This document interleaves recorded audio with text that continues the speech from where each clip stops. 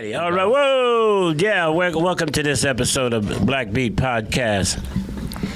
No, where we're unapologetically black in our efforts to put forth content and information about our communities that would uplift them and inspire them to move to a greater place.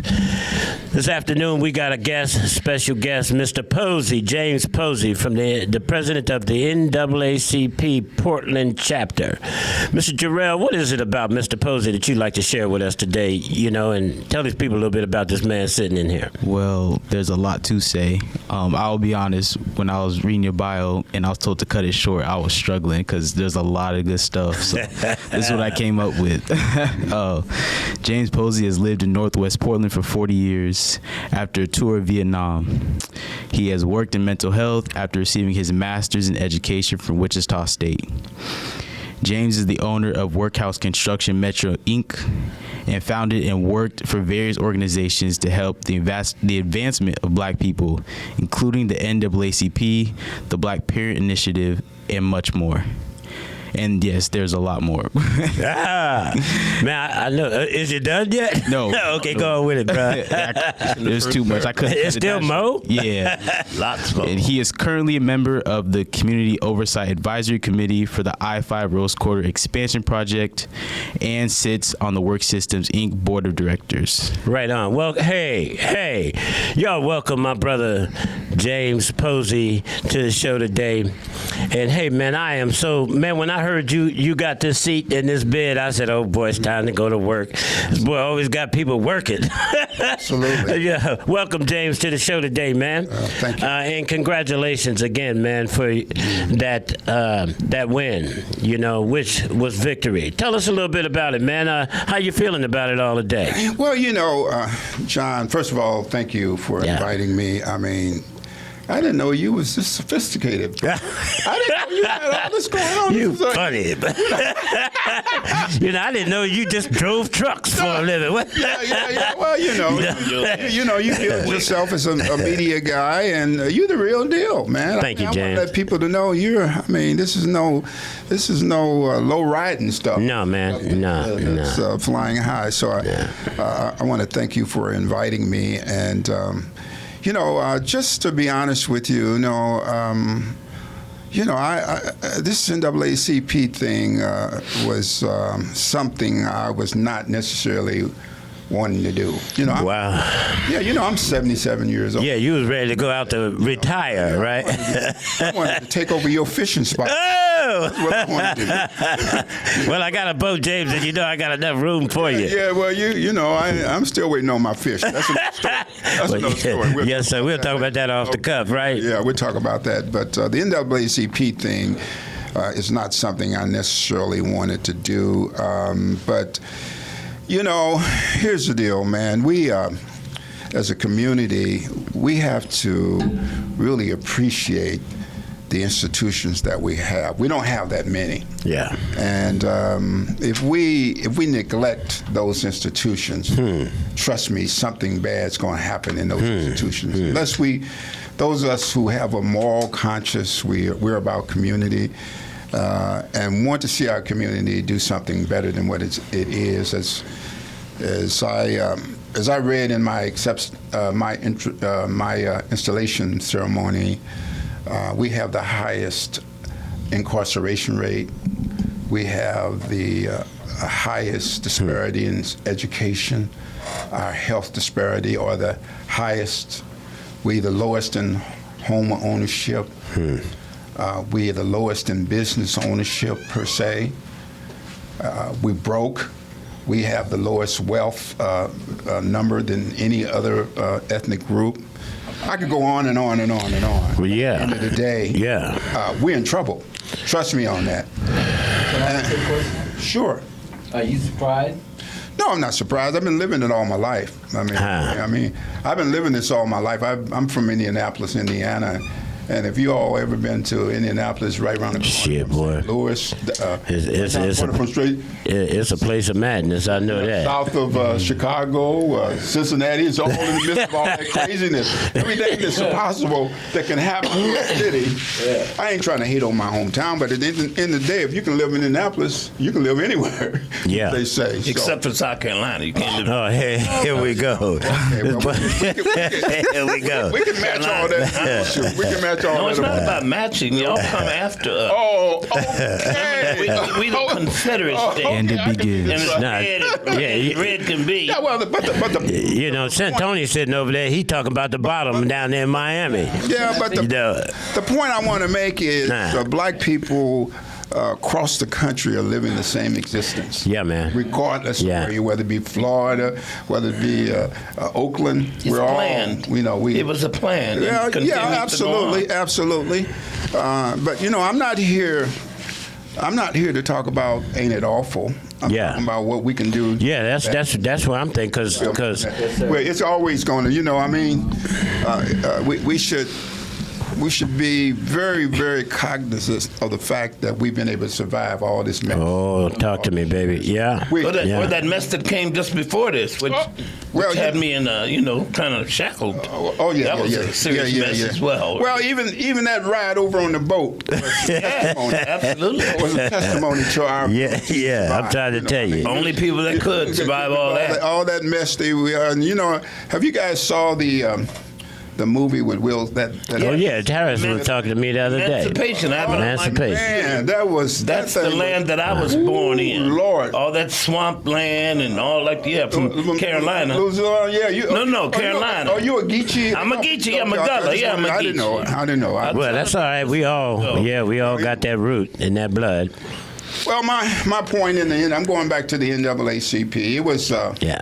It was a vehicle. It's a platform that was out there for the taking. So what inspired you, James, to want to look in that direction? I mean, because after all, the sister that was running things over there, she seemed to have a sense or a grasp on what sort of direction she wanted to take the NAACP. Is it the same direction you want to go in, or do you see a need to change directions with with her plan, and are you coming with your own plan? Well, I'm coming with my own plan. I've been doing, like I said, I've been doing this for a long time. I have boots on the ground kind of experience. A lot of people want to play this. They want to use you look back at the leadership of the NAACP, and it's people that are, want to use it, put it on their resume. They want to use it as a stepping stone to other places. They want to do everything except what they're supposed to do with it. And I'm not that guy. As I told people in my little speech, this is not James Posey's NAACP. This is your NAACP. Yes, sir. It's ours, right. It's a vehicle for you and your community to use to make things better, to improve on our condition. And, it's no, situation where James Posey's going to sit up there and sort of like demand all this stuff. This is a lean in on the part of everybody in this community. Right. And I intend to operate it in such a way that if you want to work in the NAACP, if you have some issues that you want to, execute on, that's the key word, execute. Yes, sir, Not today. All that yang talking. Yeah, with acceleration. Up there and Yeah. Their suit and all that Yeah. other stuff. No, that's not where we're going with this Yeah. NAACP. It will be a boots on the ground. I can give you an example of the boots on the ground thing. That NAACP office up at the Lloyd Center sat vacant for 2 years almost. Oh, wow, during the COVID time? Really? I can understand to some degree why it would be. I mean, the whole Lloyd Center is set vacant. Yeah, I'm trying to tell you. Yeah, that's another economic disaster. But at the end of the day, we could not afford to have any resource setting still. Yeah. Because we're already behind, and we're going to make that NAACP available to the community if they want to have meetings there. The other day, I went over to Matt Dishman, and I saw Mariah Taylor. You all know who Mariah Taylor Yeah, I do. Yeah, over at Matt. Yeah. I was struck by, she's on Facebook, and sometimes I see this woman out there, a woman 83 years old, out there trying to rescue the broken. You know, she's out there trying to give people shoes, trying to keep them warm, kind of, you know, going into these rough situations with people shooting each other. Yeah. This is a black woman, 83 years old. And I'm asking myself, where are the black men trying to help this sister get this thing done? Ooh, there we go. You done stepped right in the middle of it. So, you know, I think when we're sitting around here as black men, we can do better.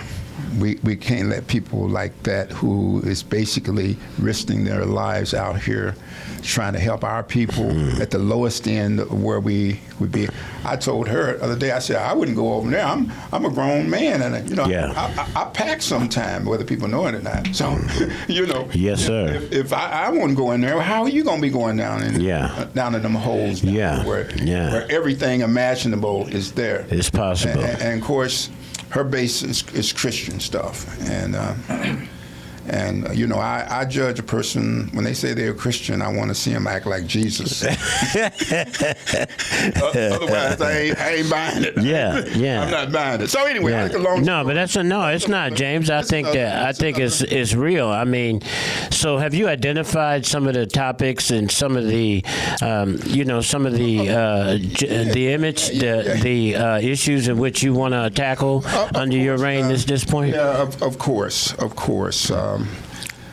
You know, one of the things that bothers me most is that we have a 50% achievement gap between black kids and white kids. In other words, our kids is 50% behind white kids in their achievement in education. And now it's worse because of the pandemic. It works. It's gotten even wider. Yeah, so if you extrapolate that out 10 years, our kids will not have a snowball chance in hell of competing in the economic market, in the housing market. Everything that we do rests on our ability, our kids' ability to be able to compete.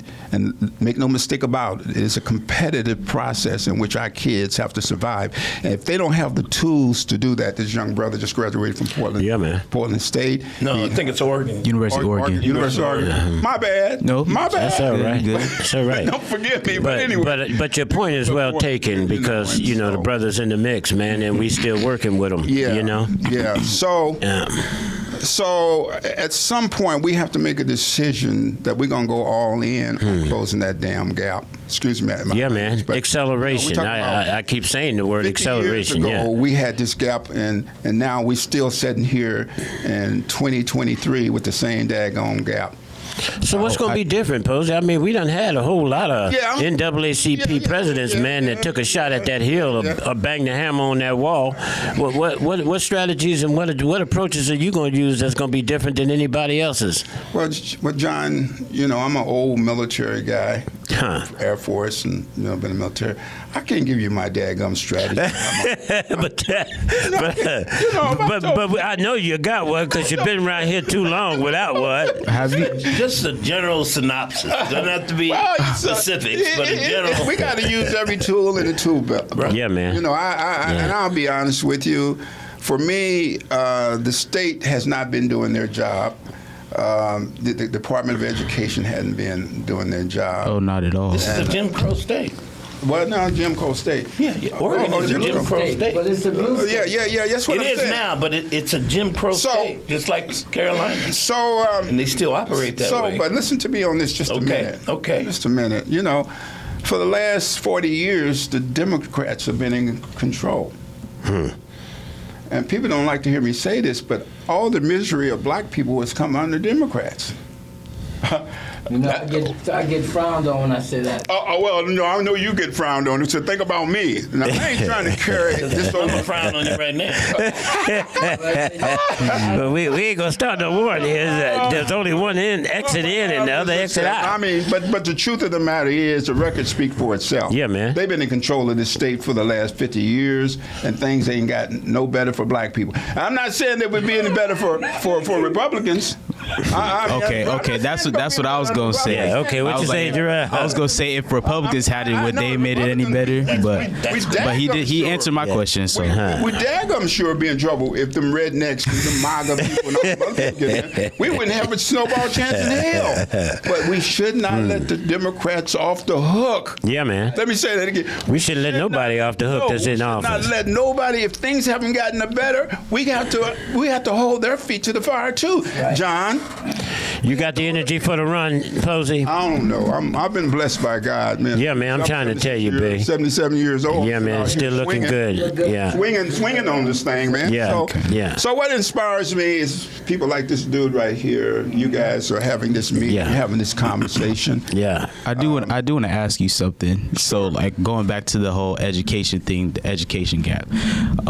There was something, I want to say a year, maybe 2 years ago, came out saying what Oregon's going to start doing is instead of giving students like the education, like in high school, they're just going to like basically let them go out and graduate, even if they're at like a lower reading level and stuff like that. It's like this new thing is basically they're just sending them out, like giving them their high school diploma. But path of least resistance. Yeah, they don't have the education basically. So, and they get the paper, but they don't come out with the resources they need to succeed economically in society.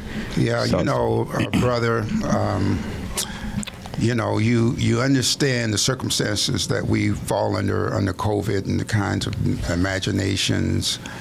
But as you well know, when you get out here in the real world, and you can't form a sentence, you can't spell what you're trying to apply for. You can put all that to rest. And again, I'm gonna repeat: this is a competitive, capitalistic society. And I've been in construction, I've been in business. Mm-hmm. People gonna hire people that can help them make money. And if you can't read the process or follow instructions based on what you're given, and be able to be creative in your approach to how you do business, think in a dynamic way, you're gonna be in trouble.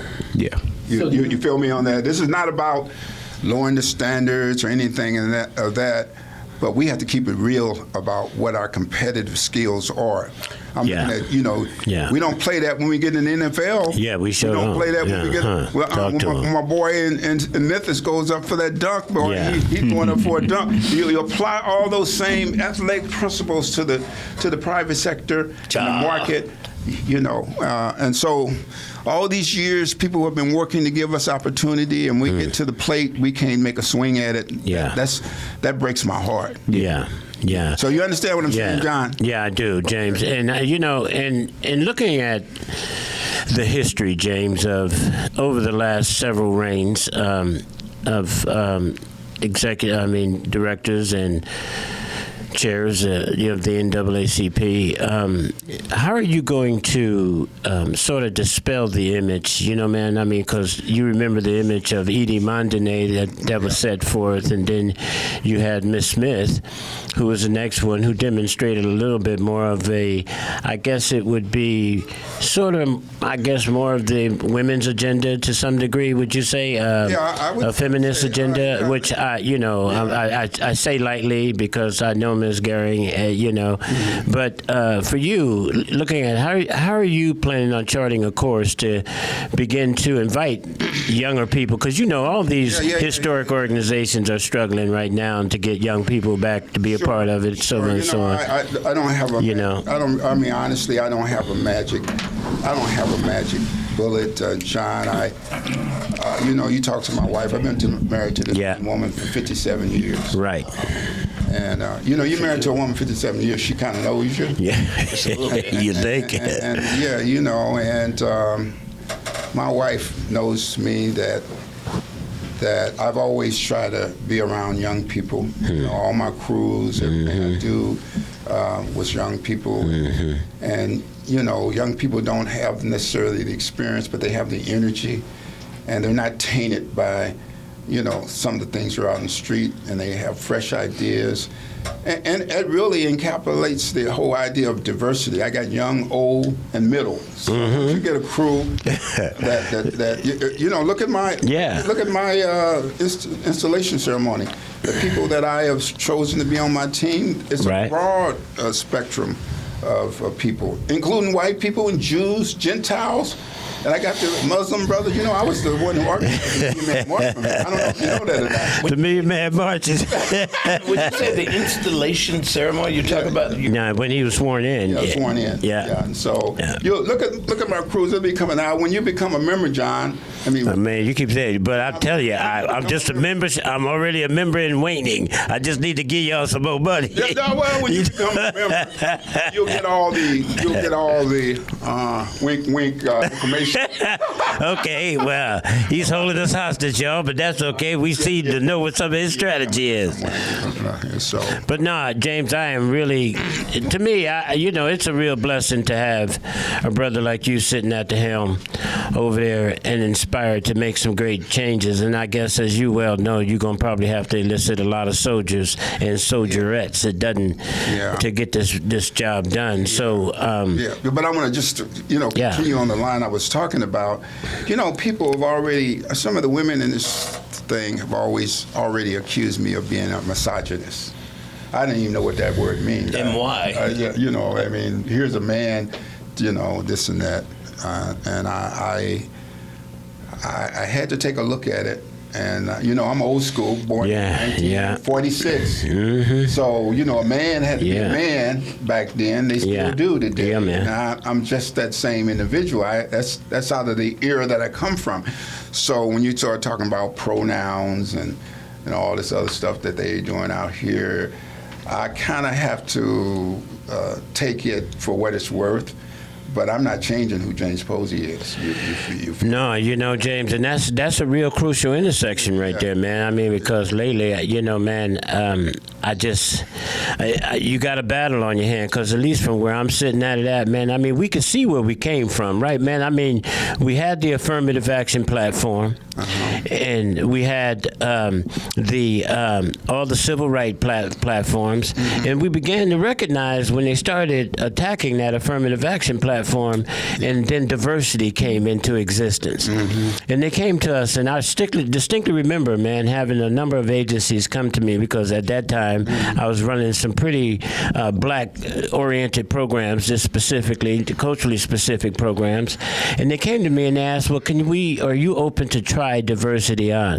And at that time, I didn't get a sense of what the overall agenda was, but the agenda over the 20-year period of time that it was implemented, and then to recognize that the state of Black America, or the state of Black Oregon, and when we put that one from diversity and the state of Black Oregon together, we found that the data reflected that there was not much movement in the Black demographic on any of those platforms over that 20-year period of time. And then all of a sudden you turn around and here come equity.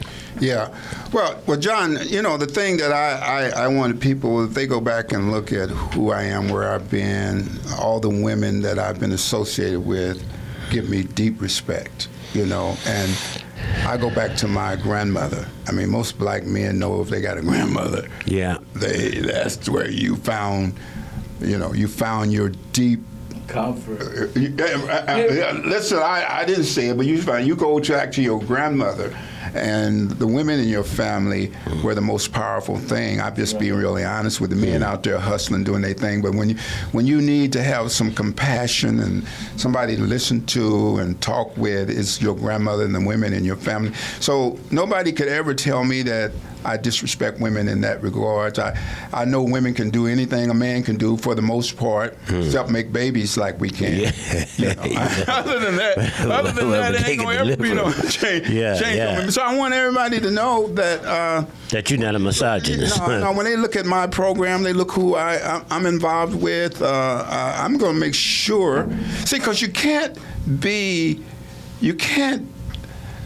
against racism and be a racist in your approach to stuff.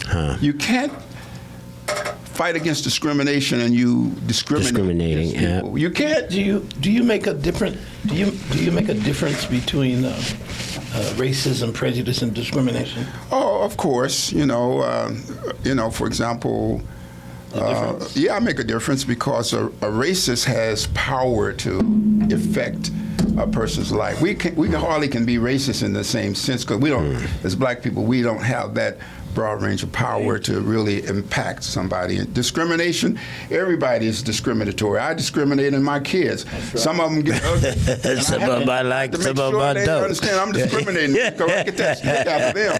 I'm really discriminating. We all understand. And prejudice and discrimination are basically individual things. They're individual things. You can apply it into the system, right? The same thing? Yeah, you're absolutely right. But here's a through line is being fair and equitable, being fair and equitable. I mean, when you through line that and you see that you're fair and equitable, I try to treat people like I want to be treated. Do unto others as you would have them do unto you. That principle cannot be overemphasized in how you approach it. But I guess my thing is, how can you tell somebody about a tree that fell in the forest if you've never seen one? And when I keep hearing them talk about treating someone equitable, I don't even know what it feels like to be treated equitable. So how am I going to treat somebody equitable? How do we arrive to that place of treating others when we got no original? First of all, the thing that I recognize in all the things that I've been around is that our inability to listen. We're sitting up here having this conversation. I'm running my mouth, but if I don't listen to somebody to really find out what's going on with them, I don't try to internalize where they're coming from, walk a mile in their shoes. You can't make that kind of assessment because most of the time it's all about us. We talked about that the last most times it's about us. It's all about the difference between listening and waiting for your turn to talk. Or listening and waiting to have something to say. What you asked me, what is my strategy? I plan on going out to our members, including you, when you sign up. Beat me down. Give me the beat down, bro. But that's all right. Beat me down, but I love you anyways. It don't matter to me. That's all right. You had that $35 check on the way out here. I want to give you feedback. I want to hear what you got to say about how we're operating. Nah. You're a member. Yes, sir. Hey, member, I want to hear about. I want to at least know whether or not I'm able to address your needs or not. That's another thing. But I just want to know what you're thinking. Yeah. I don't know what you're thinking. How in the heck am I going to actually respond to that? So you'll be getting a survey from this NAACP about how James Posey is doing personally in my leadership role. Not only what we're doing as an organization, but we have to reassess ourselves. If we want to make progress, we got not to be afraid of criticism, not to be afraid of charting a new path. Yeah. Now that sounds all philosophical and all that. No, it ain't philosophical. I mean, there's some truths we got to live by, and one of the main ones we go live by is not so much about what we're going to take off the table as opposed to what we're going to add to the table when we sit down at it. Yeah. And so I've always recognized you, Mr. Posey, as a strong leader in our community, man, as a strong advocate. But I do believe you got your work cut out for you, but who better than a veteran, a seasoned veteran, to be able to take the helm at this point in light of some of the difficulties we as a community are facing today. So I'm in support of you and trying to take that on, but you're going to need some more soldiers with you. We all know that. Well, yeah, absolutely. But John, people say this is crazy, but I really do believe if God's for you, who can be against you? Boy, now you done dropped it. You done dropped it on the table. Nobody else, but it's in the room. He just into the room, So if you're doing the right thing for the right reason with the right people, you have a high percentage of succeeding on where you're trying to. Oh, man, I got no doubt in you, James. No doubt with that. If you're taking that approach to it, I'm with you. Yeah, and then I see you guys. I come in here and I see these young brothers and see you. Yeah, man. Trying to. I'm your age. Are you my age? You're 77 years old? Yeah, I'm your age. 8 years earlier. You ain't quite my age then, brother. Not really an argument. Unless you make it. Wait a minute, man. Wait. You know what I mean? I'm just playing. Oh, I got that. Okay. So, but you got any questions? Anybody else got any questions for James while you there? About Dr. King saying that he believed he was leading his people into a burning house when him and Harry Belafonte was in the hotel room. Say that again? Dr. King said him and Harry Belafonte was in the hotel room and he looked troubled. So Harry Belafonte asked him, "What's wrong with you, King?" He said, I feel I've led my people into a house that's burning. Why do we as black leaders don't want to admit that integration messed us up, man? Because we had our own movie theaters and all that kind of stuff. Well, that's an interesting question. We're talking about gentrification over in Northeast Portland. I've been living down there on Rodney and you know where I did, down on Rodney and Stanton, right across from all them three churches. There's more devilment down there between the three churches than you ever want to see. But the truth of the matter is, we were forced into those areas. White people, we wouldn't let us live anywhere else. Redlining, all that stuff. But we were forced into it. It's not like we made a choice to live in Albina and do all that thing. They wouldn't let us go nowhere else. So we had no choice. We were in Vanport and then come up. Yeah. So I don't want to, I think we have to help black community, but at the end of the day, we have to recognize that's where we were forced to. And then me as an American, I want to be able to live anywhere I damn well please, just like white people. James, what does the NAACP mean to you in all these years of your participation, and now that you're at the top of the helm in this chapter? What does the very inherent definition or construct represent to you? It represents a legacy that people have died for. Lots of people. Blood has been shed. When I talk about these other groups, all these people from overseas and everything, at the end of the day, King was shot. Rosa Parks, all of them down there, all the legacy, them brothers that went down to Mississippi for the Freedom Ride, they dead. Emmett Till going down whistling at the white woman. This is blood that's been shed. I don't know if people really understand that people have died to get us to where we are right now. Used to be, as a member of NAACP, the members, it used to be much more secretive because once you were a member, you are also a target. Yeah. And that's still to the day. As a president, I can't see the membership roster for that very reason. Right. If the KKK get a hold of the membership roster and wants to target our people, there's quite a bit of secrecy over who's a member and who's not, et cetera, and for that same reason. Wow. But I got to tell you, my heart breaks. We're coming up on King's holiday, and I have to take a deep breath. I wonder what King would say about what we're doing right now. Yeah. Would he be pleased with what we've done with his legacy? Would he be happy with the progress we've made? What action would he take now when he look around and see all the things that are going on? And would his heart be broken? Or would he be satisfied with our performance as black people now that he shed his blood? So that's the thing that swirls around in my head. What can I do to make King and all those who have died for the legacy of the NAACP feel good about how we move forward in this organization? So you asked me that. No. And then there's the other thing. The legacy of our father. No, here's another thing. I don't want to pull out my little phone here, but I got a little 18-month-old grandson. Wow, congratulations, Jane. When I look at that kid, he run around there looking all dumb and everything. Yeah, man. He didn't got a chance. Yeah, the innocence. Somebody's out here like you, me, and all the other people are fighting for his existence on the face of the earth. Because we, I hate these environmentalists talking about, climate change. We on the verge of extinction if we don't do something about it. Oh boy, you just magically. You know what I'm saying? Yeah. We have to do something about our position in America. Now, make no mistake about it. Me and my son have this argument all the time, and I agree with him that we still live in the best country on the planet. But that being said, it's all relative because we're still on the low totem pole of all of the benefits that this country has to offer. Are you So saying? that's where I'm going. Are you saying the best country for Black people? Well, I'm Very saying, good question. if you look at all the parameters, I've been all over the world, and I've been to, I've been in the military. I was in Germany. I lived in Germany. I was in North Africa. I've been all around the world.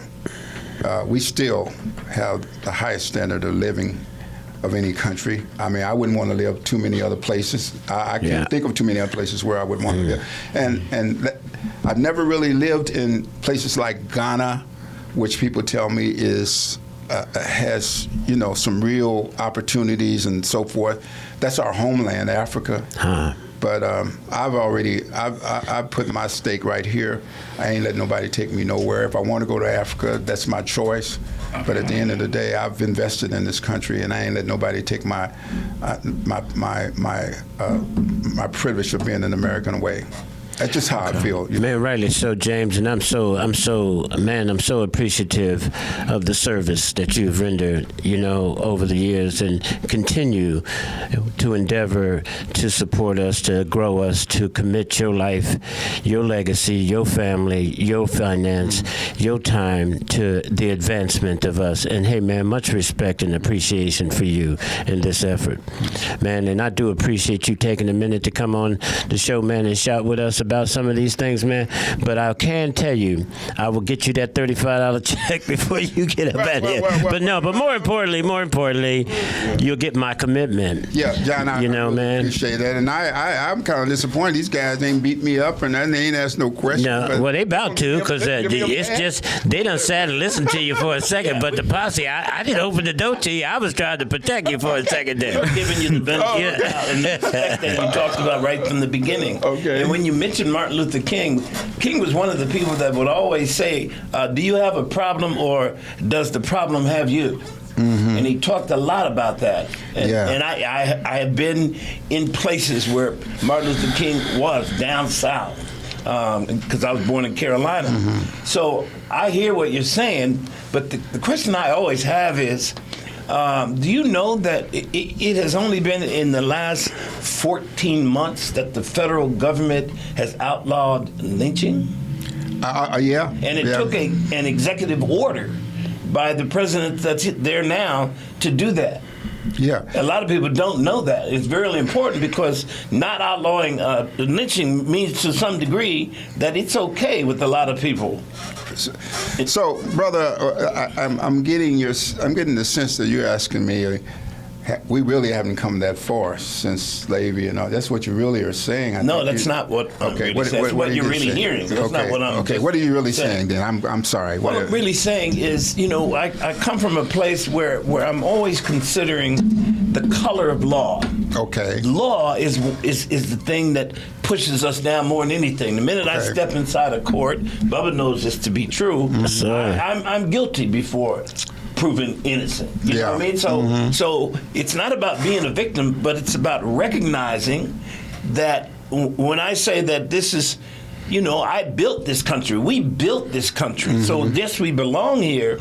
But you remember when Lincoln died? You remember who was the took over as president? Mm-hmm. Yeah, who was that? Some Jefferson guy. I mean, it was some guy. Andrew Jefferson. I mean, Johnson. Johnson. I'm sorry. Andrew Johnson. Yeah. Okay. And he was a slave owner. Yeah. Right. Yeah. So he turned back everything in the Civil War. He turned it all back. He pardoned like 10,000 Confederates. Yeah. And we are under the yoke of the color of law. And I can make all kind of moves all day. The most important thing I can do, though, say I go over to this brother here, or I go over to Bubba, or I go to Jarrell, the most important thing I can do is start to ask questions and be a part of their lives and how they look at the world. Yeah. I can't dictate to folks. Yeah. So I'm still trying to get to your point, and I'm just being real. Well, my point is that we can sit here and we can talk about all the things that we haven't done. Mm-hmm. We can talk about how far behind we're on the educational scale and all that. But until we can learn how to love and care about each other, I worked out in the Columbia Village for 10 years, gangsters, right? Mm-hmm. When are we going to learn how to love ourselves enough to move forward? Yeah, I'm certainly in line with you, and that's why I was so attracted to Farrakhan and do for self. Take care of your own community first, and I'm still in line with that. I'm just trying to share with you. I worked out at Columbia Villa. I was on a construction crew out there. Typically people didn't even want to go out there because it was concentrated in black people. People were afraid to go door to door out there in Columbia Villa. So you're not talking to anybody that. No, I know. I understand that, but I understand that. But listen on this. When I was signed in and I saw people show up to my installation, people who I casually run across, they showed up in support of me and the organization. There is a deep understanding that we do have to love ourselves and appreciate who we are. We have to be proud of how we've gotten to where we are, and we have to take care of ourselves. How? We take care of ourselves by investing our time, our energy, and our money on the streets with our people. Like you guys got. That's all right. But you guys. But the executive director. The name of the organization you're with? Oh, I'm one of the founders of the Miracles Club. Well, the Miracles is a good example. I remember when Salzman was trying to get the thing started. He's the one who right. the money. Yeah. So there are people over here. He's one white man, but what about the black people? I'm the person that. I'm the person who really got the Elks remodeled the first time around. Okay. That's our. We have to love ourselves to be willing enough. I must have spent $20,000 of my own money trying to remodel that damn. And I couldn't go in there and get a hard drink off of them joints out there. So when you give yourself to your community. And when you begin to make sacrifices for your family, and make no mistake about it, our community is an extension of our family. Well, no question. But you're talking about what we need to do, but I'm asking you, how do we learn how to love ourselves? Well, here's what we got to do. We got to be with one another. I learned to learn my grandfather, although he cussed me out every time he told me I wasn't worth 2 dead flies. Every time I worked with him. But I learned to love him because I saw his commitment to taking care of his family. I was with him every day. I'm on his garbage truck throwing garbage off the. I learned the man. I learned why he had to come up from the South. You have to learn your history, what they have to go through, see the pain. See the pain. I'm a gullah. I know that, but I'm always interested. It's sort of like my mama taught me when I was 12. She died when I was 16. She sat me down one day and she said, just because you're my color, don't make you my kind. Well, that's absolutely right. That's absolutely right. So we're not homogeneic. We're not all the same. We're not monolithic. Question. We're not monolithic. Yeah, but I get a little bit uncomfortable when they start dropping that, because when they start dropping that's implying that we don't have principle. The thing that's say that again. When they start dropping what? When they start dropping that whole part that y'all was just talking about here, that part that says, hey, there's this fragmentation, or we're not monolithic, we're not one of a kind, we're not all the same. Yeah, we get that part of it, but it almost implies that we can't come together and stand under one principle for a common cause. But let me just overlay. No, I'm not saying that you are, but that's what it seems to boil down to most of the time. Let me try to overlay this. You all 10, 15 years back when we had Crack Alley up on Worth. But nobody wanted to drive down Alberta. Nobody wanted to go to right. Y'all understand that. You understand that? Few of us did. We're going to go to Reverend Williams Church. So guys, Cecil, right? I heard some of them brothers who I know was doing crack. And as a consequence, they stole my equipment to get their due. They did everything imaginable, but I didn't stop hiring them because 1 or 2 or 3 of them broke through from that. They had enough respect for me to do my work and still not steal from me the way but other white people would not hire these dudes. Their record was too bad. So when you start talking about love, it's a love for my people. I have to make that sacrifice, and I still came through okay. Those are the things that when you start talking about how, you have to invest in your own people. How do you expect anybody else to invest in your people if you're not willing to invest in your people? No question. I mean, and even without a doubt. Even Jarrell, you had something you want to make comment real quick? I was just yeah, okay, I'll ask the question. So, you saying, you're hiring, crackheads or whoever, and then you talk about like white people don't. Do you ever feel like the people that did take from you stuff like were taking advantage of you, like or anything like that, during that time? He was taking advantage. Well, fortunately for me, I used to work at, I was one of the first drug and alcohol treatment black treatment counselors at Walla Walla State Penitentiary. Oh, Washington. Yeah. So Washington. I understood the issue around drugs and dependency and how it takes. That was over Leo life. Picoli and them cats up at Hilltop, man. Tacoma. That's where that all come out of the Indians. So you have to understand, and you already know. Well, I do that now. Yeah, I'm certified by the state now to deliver drug and alcohol services. Yeah, I did that in Walla Walla State, and so I understand that people have, these addictions. It's just like anything else.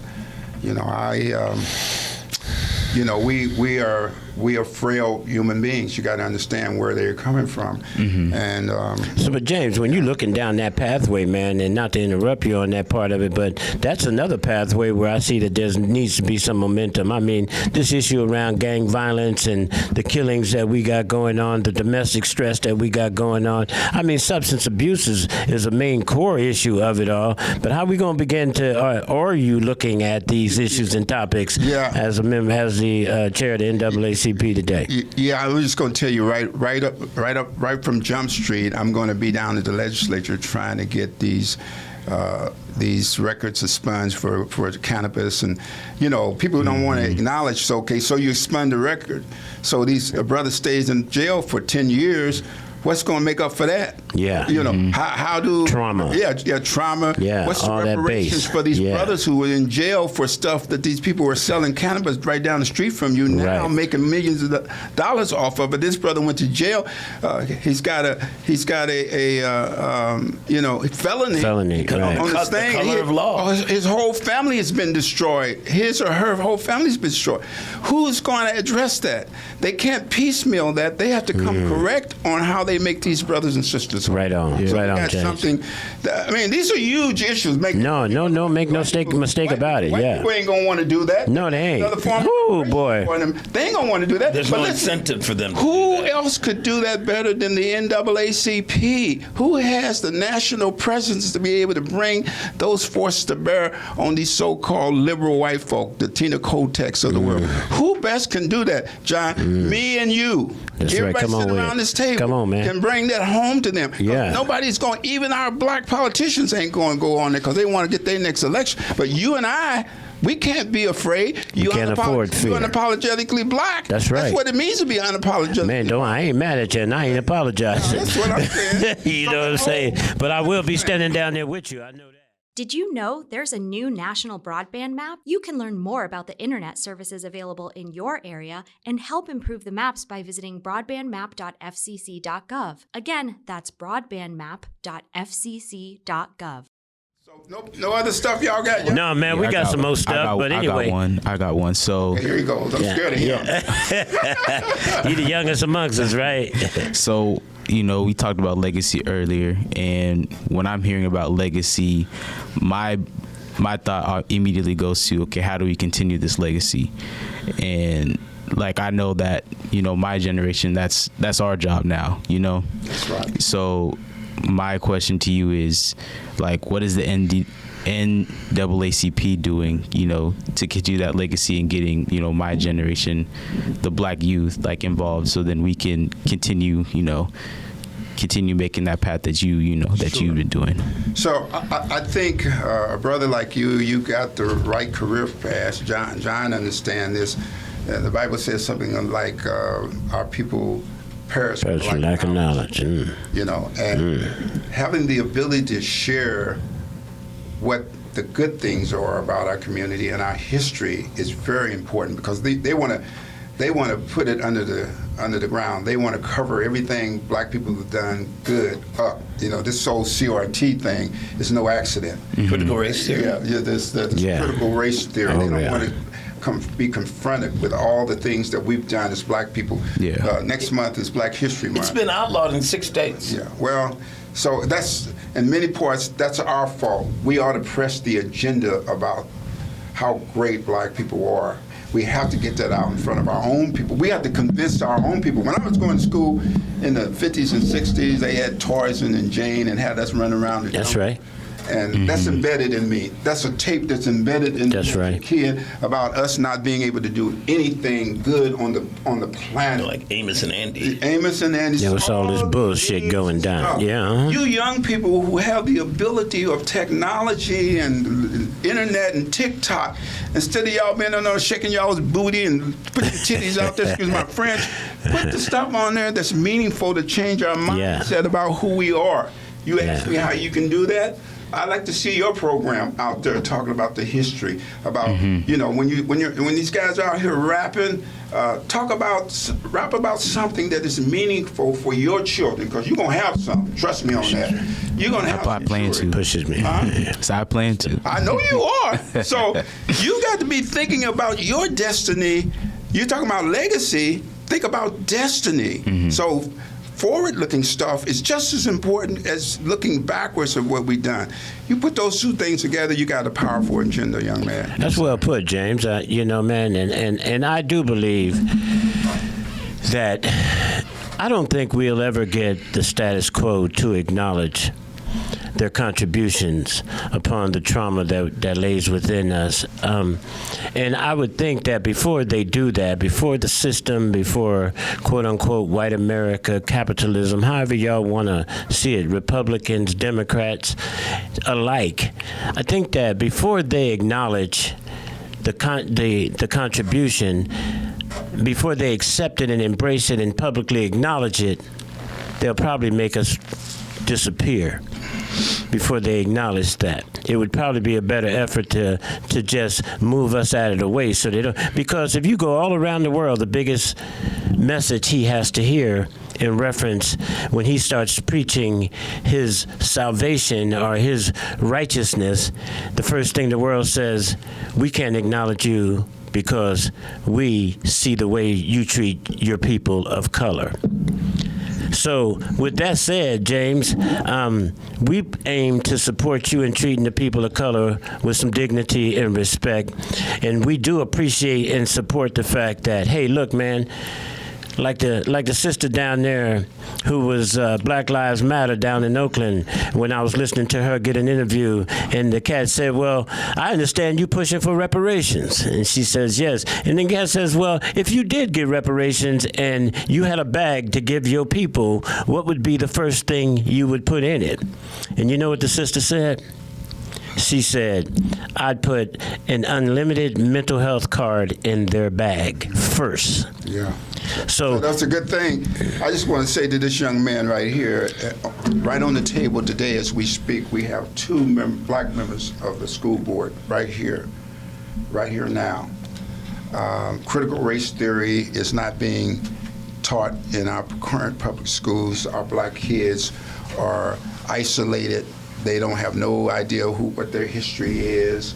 If I was a young person out here today and I wanted to impact this system, I would be at every school board member. I would organize a process by which we would be in front of the school board to make sure that black history is taught, and taught in such a way that really tells the truth about who we are as black people. And it would be good not only for black people, but be good for white people. For the country. So be good for everything. Yeah. Right here, we have two black school board members who don't have the support they need to have to push an agenda to benefit where we're trying to go with our community. And I don't believe equity is going to help us get there. Okay, so. But anyway, y'all let's. y'all understand what I'm saying? Hey, we do. And again, folks, Y'all, we appreciate Mr. James Posey coming on the show today and sharing with us his wisdom and insight. But we are certainly looking forward to some strategic changes and development over his reign at this point in time. Hopefully, he's going to help lead us into some answers to our questions. Again, Mr. Posey, we appreciate you coming on the show today, man, and thank you very much. And you have a wonderful afternoon. Thank you. And, yeah, man, and congratulations again. Life is moving in the right direction, as I see. Yeah, press on, John. And much respect to you too, Mr. Posey. You're doing a good thing. Thank you, man. I appreciate you. I'm closer to your age than I'm not, so. Doesn't really matter, bro. No, it does.